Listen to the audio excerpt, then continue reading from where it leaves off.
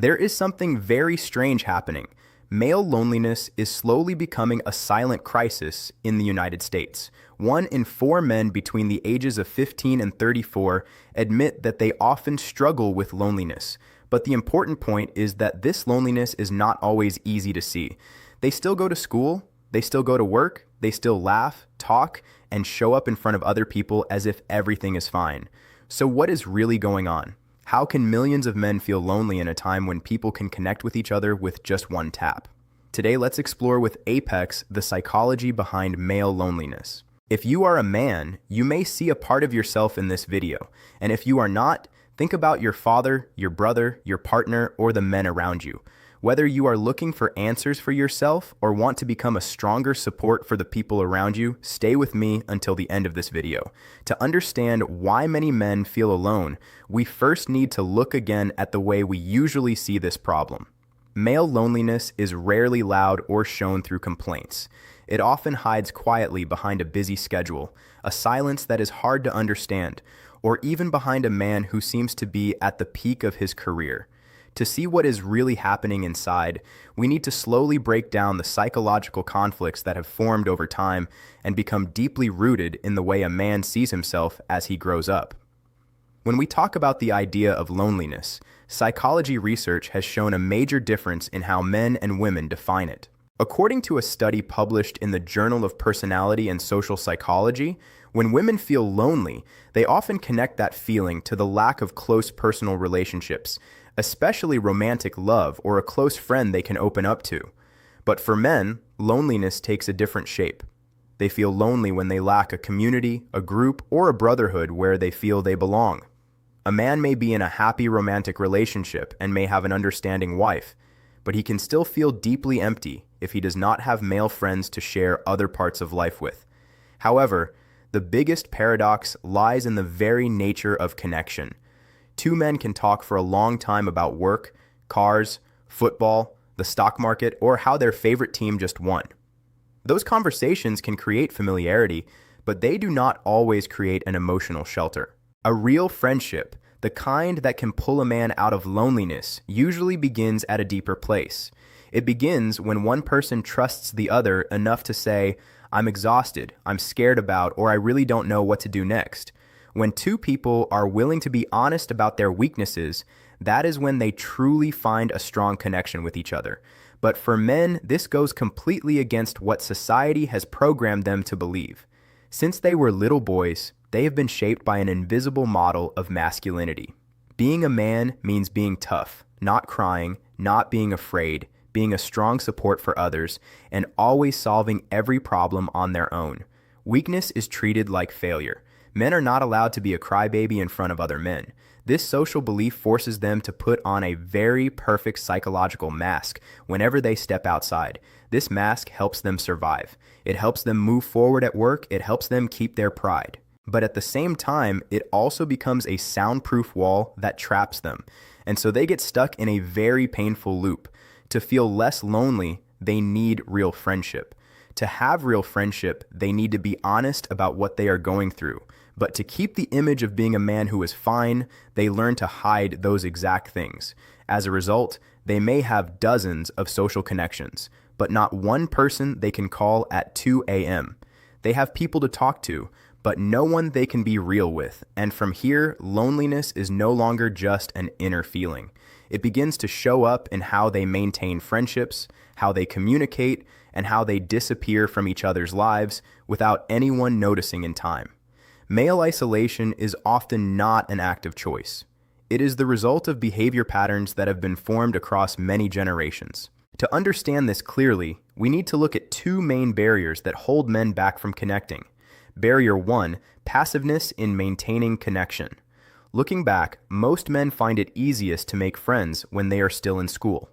That is the stage when the environment naturally creates chances to connect.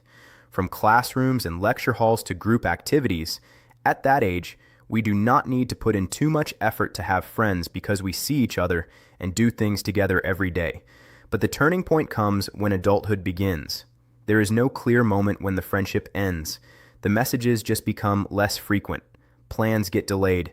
Everyone becomes busier on the weekend. One person moves to another state. One person gets married.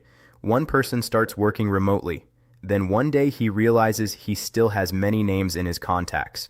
But when life hits rock bottom, he does not know who to call. Hesitation and fear of rejection make him choose silence. And slowly, he falls into isolation without even realizing it. Barrier 2. Differences in communication style. Studies in behavioral psychology have pointed out something very interesting. Women are often more comfortable with face-to-face communication. Two women can sit across from each other in a coffee shop, look directly into each other's eyes, and talk for hours. Eye contact can help them release oxytocin, the hormone linked to bonding. In contrast, for many men, being placed in a situation where they have to sit across from someone at an empty table and talk about feelings can feel uncomfortable and stressful. A direct stare can accidentally create an atmosphere that feels like an interrogation or a confrontation instead of relaxation. That is why most men often feel more natural when they interact side by side. Their common habit is to focus together on a third object or a shared goal in front of them. They look at a screen while playing games, look out at a lake while fishing, look at the TV while watching football, or look down at the engine of a car they are fixing. When the pressure to keep eye contact disappears, they become much more comfortable. The most honest things men say often come out most naturally when their eyes are both looking at something else.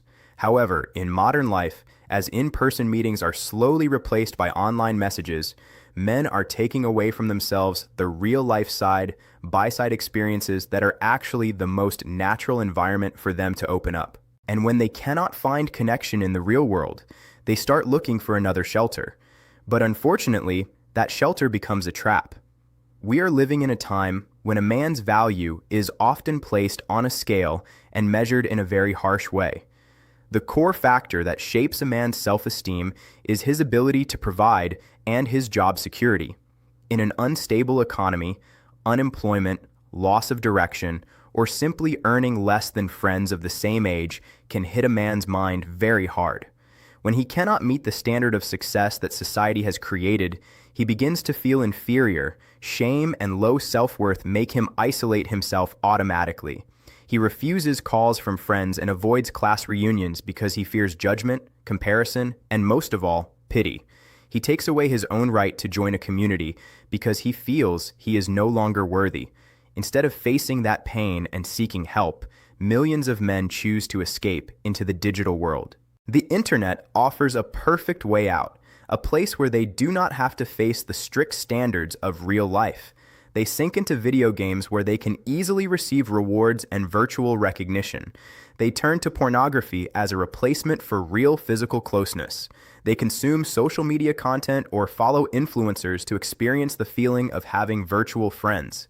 Even popular culture helps romanticize this loneliness.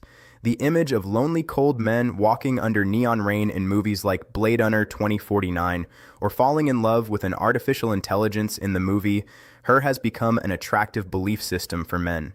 They see themselves in that quiet and tragic feeling. Instead of trying to get out, they begin to see loneliness as a badge of strength, a silent sacrifice made by lone wolves. But this is an extremely dangerous psychological trap. Social media and the internet provide short-term dopamine, creating the illusion that they are connected. But when the screen turns off, reality feels even emptier. Not only that, these platforms constantly show images of other men who seem richer, more muscular, and more fulfilled in life. Instead of easing the pain, the virtual world becomes a hidden battlefield where each login reminds a man that he is losing. When resentment towards society combines with isolation, it creates a toxic spiral that pulls him further and further away from the light of real connection. At this point, you may understand yourself or the lonely men around you more clearly, but admitting loneliness is only the first step. How can they step out of the wall they built around themselves? Instead of empty advice like be more confident or open up, I will share 5 practical steps to help lonely men regain control of their social lives. Step 1. Communicate side by side. As mentioned earlier, asking a male friend to meet at a coffee shop, sit face to face, and try to come up with things to talk about can sometimes feel like torture for the male mind. To break this barrier, Use this natural style of interaction. Do not meet just to talk about feelings. Meet to do something. When you want to reconnect with a friend, connect the meeting to a physical goal.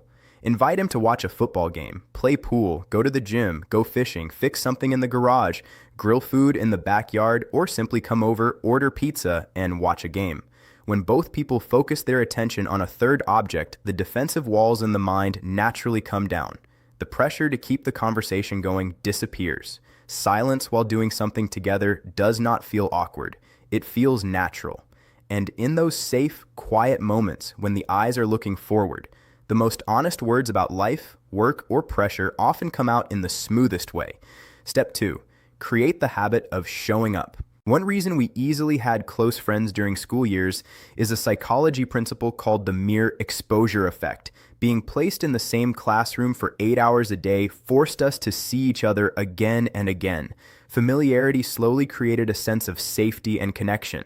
But in adulthood, the pattern of going to work and going home completely cuts off this natural environment. Men need to create their own third place. This is a sociology concept that refers to a space that is not home and not work. It could be a gym, a local basketball court, a running club, or simply a familiar coffee shop. The key here is consistency. Show up there at the same time again and again every week. You do not need to rush towards strangers and start talking on the first day. Just focus on doing your own thing. Your regular presence will naturally turn you into a familiar person. Nods and greetings will appear first, then short small talk, and finally, friendship can grow in a very natural and unforced way. Step 3. Take back the lead. Waiting for other people to remember you is a very toxic feeling. When a man lies on the sofa on a Saturday night, scrolls on his phone, and sees other people going out, he often tends to think, "Nobody cares about me."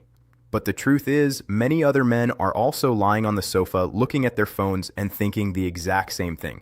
This passiveness is the leftover habit of depending on other people to arrange social plans. Train yourself to become active again. You have to be the one who designs your social circle. Start with low-stakes events. Do not plan complicated parties. A simple message is enough. Are you free tonight? Come over and watch a movie with me. We can order pizza, or want to grab a beer after work.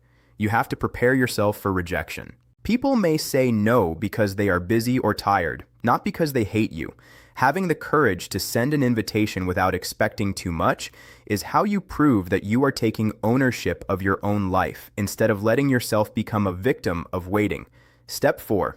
Share small vulnerabilities. The biggest problem for men is that they think opening up means telling a tragic story, crying, or becoming an emotional burden to someone else.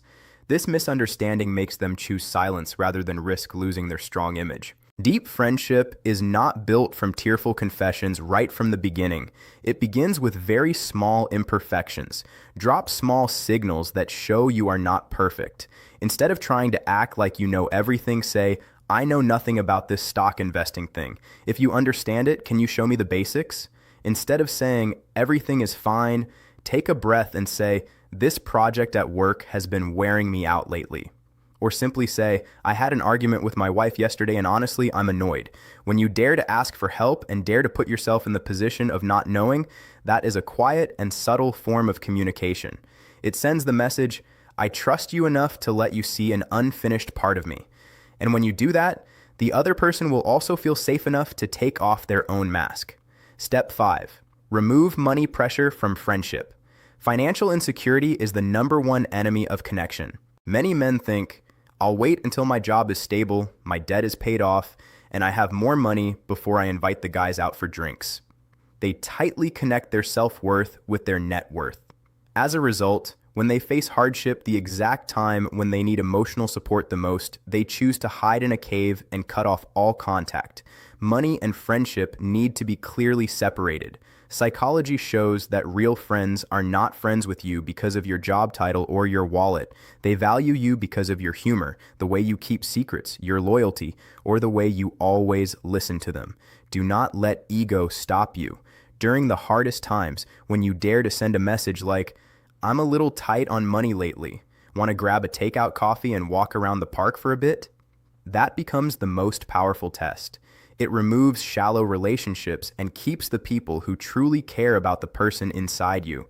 Friendship is not expensive. Only our ego is expensive. In the end, maybe no one truly wants loneliness. The barriers that make men hesitate to connect are often just habits we unknowingly learn from our environment and from the way society expects men to act tough. We learn to handle everything on our own, and slowly opening up begins to feel strange and difficult. But just like any other habit, we can absolutely learn new ways. Strength does not always mean doing everything alone. Sometimes it simply means having the courage to admit that we also need connection around us. Change can begin with very small things. A message, an invitation to eat, or simply allowing yourself to show imperfection in front of a friend you trust. If this video helps you look at your own experience again or understand the people you love more deeply, please share your thoughts in the comments. Your stories are how we create a more open and honest community together.